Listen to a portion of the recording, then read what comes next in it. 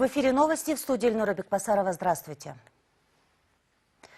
На 68-м году жизни скончался журналист Бабырбек Джейнбеков. Последние годы он тяжело болел. В прошлом году сообщалось, что он перенес операцию в Турции. Трудовую деятельность Бабырбек Джейнбеков начал в 68-е годы в школе в Кировском районе Таласской области. В 2013-2014 годы возглавлял Госагентство антимонопольного регулирования. Является основателем газеты «Алиби» и ряда других изданий.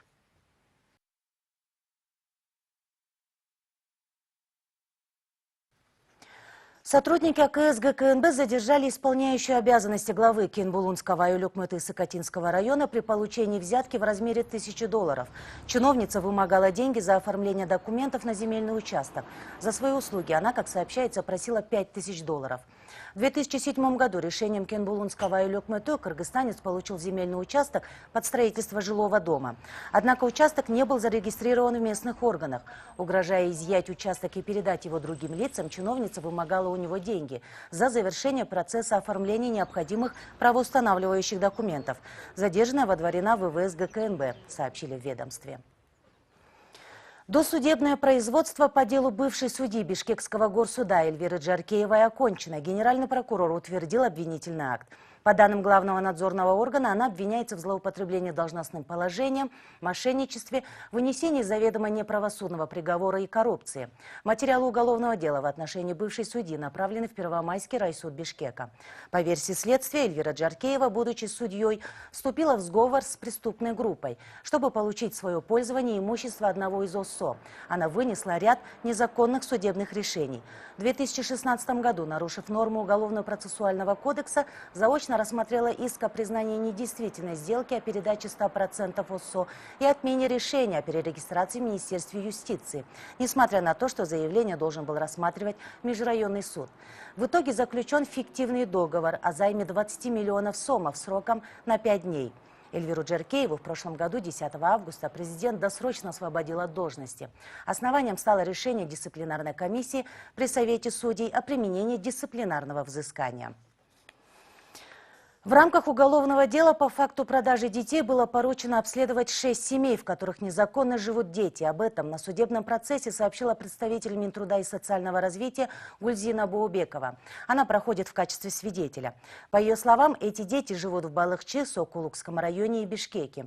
У всех семей отсутствует свидетельство о рождении или документ об опекунстве. Этих детей якобы продали. Проверка показала, что они живут в удовлетворительных условиях. Дальше разбирались правоохранители. Все дети остались в семьях, рассказала Гульзина Боубекова. Напомним, в Бишкеке были задержаны врачи, подозреваемые в продаже младенцев. По данным МВД установлено 3 факта продажи. Медики не только продавали детей, но и помогали делать новым родителям свидетельство о рождении.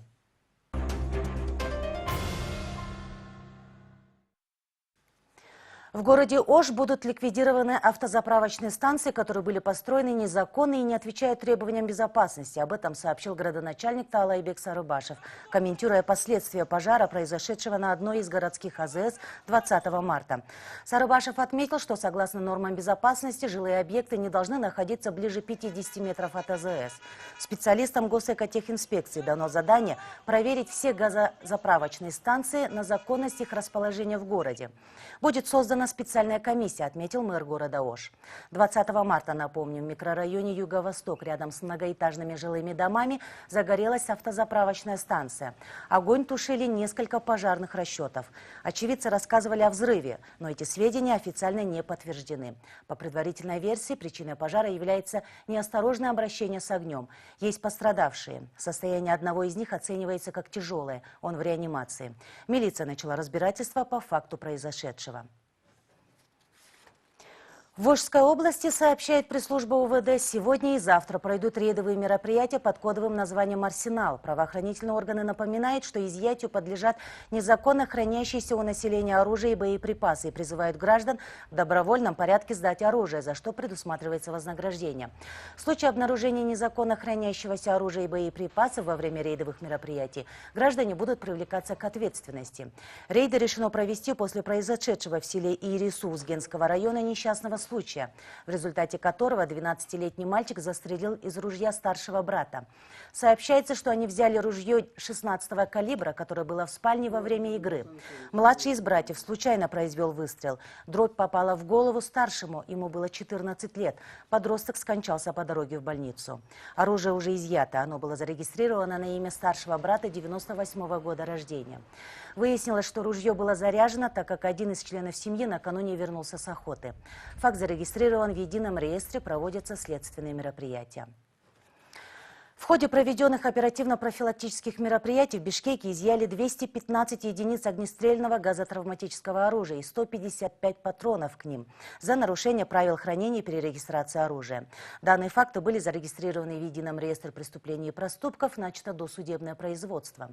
Так сообщает ГУВД города Бишкек, были подвергнуты проверке 26 объектов разрешительной системы. Из них 6 объектов, имеющих на хранении огнестрельное оружие. 17 частных охранных предприятий. Проверили также охотников-любителей, тех, кто имеет разрешение на ношение и хранение газотравматического оружия и владельцев наградного оружия. Оружие изымали во время рейда по обеспечению безопасности горожан и гостей столицы во время празднования Ноуруза и противодействию незаконному обороту оружия. Проходил он 2 дня, 18 и 19 марта.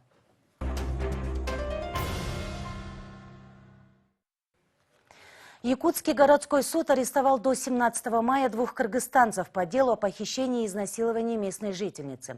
По версии следствия, именно к ним в автомастерскую ранее задержанный по делу 23-летний уроженец Кыргызстана отвез пострадавшую после изнасилования.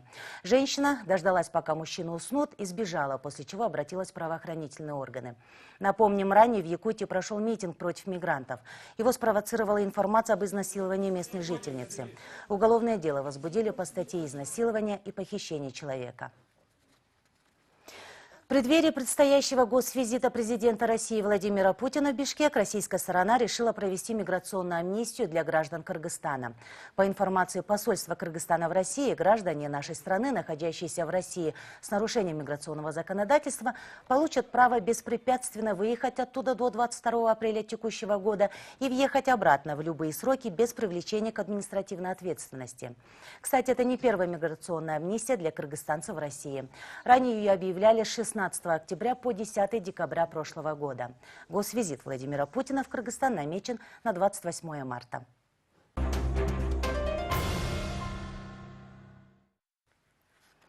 Победителем высшей лиги республиканского турнира по Кокбурю Ноуруз-2019 в 3-й раз стала команда «Интымак». По результатам финальной игры, которая прошла 21 марта, игроки в Кокбурю из Таласской области обыграли ожскую команду «Достук» со счетом 6-1.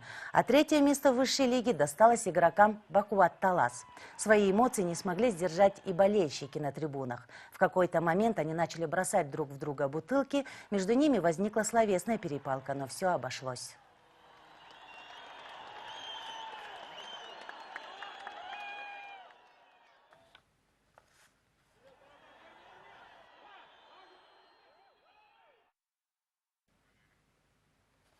Потасовка произошла и во время финального матча розыгрыша Кубка Кыргызстана по футболу. Драка массовая с участием запасных игроков и зрителей.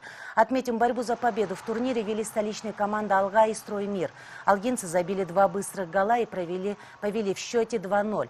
Во втором тайме один мяч отыграл Нурабек Кабылбаев и побежал к игрокам от противоположной команды. Тут и началась массовая драка. После главному арбитру пришлось удалить игрока команды «Алга» и показать желтую карточку Нурабеку Кабылбаеву. Итоговый счет матча 3-1 в пользу «Алги», которая впервые в своей истории выиграла Кубок страны.